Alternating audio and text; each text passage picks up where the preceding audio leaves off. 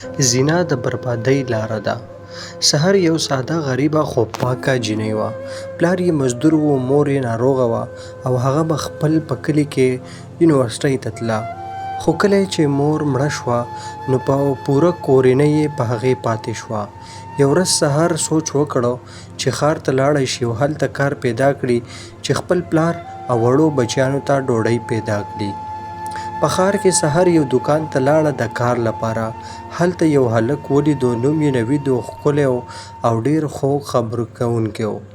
نوید به هره ورځ ورته خوږې خبرې کولې او ویل به یې زه به درسره واده کوم، ته زما مېرمن یې، یو ځای زه او ته یو ژوند جوړوو.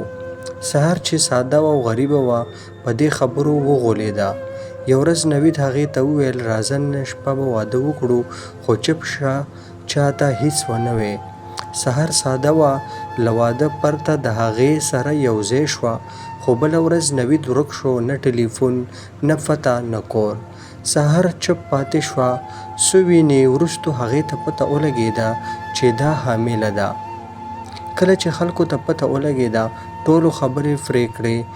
چا ورته ویل فحاشه ده، بې حیا ده، کور یې بدنام شو. کور یې نه شرمېده. پلار یې ورته وویل زه نور دا رسوایي نشم زغملی، ته زما لور نه یې. سحر یوازې پاتې شوه په ښار کې، نه کور، نه ډوډۍ، نه څوک. سحر سره په کوڅو کې بې عزته بې کوره پاتې شوه. خو یو ورځ یو مولوي صاحب هغه ولیده چې ژړل یې.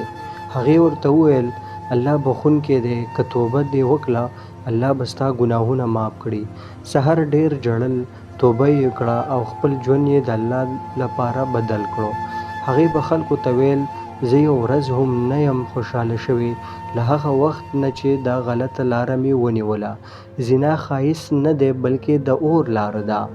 د کلونو وروسته سحر مړه شوه، خو زوی یې چې بې پلاره لوی شوی و یو عالم او نیک انسان جوړ شو. هغې به خلکو ته د خپلې مور کیسه کوله او ویل به یې زنا یو ساعت خوښوي خو ټول عمر رسوایي ده. د خدای نه ویریږئ، خپل عزت وساتئ.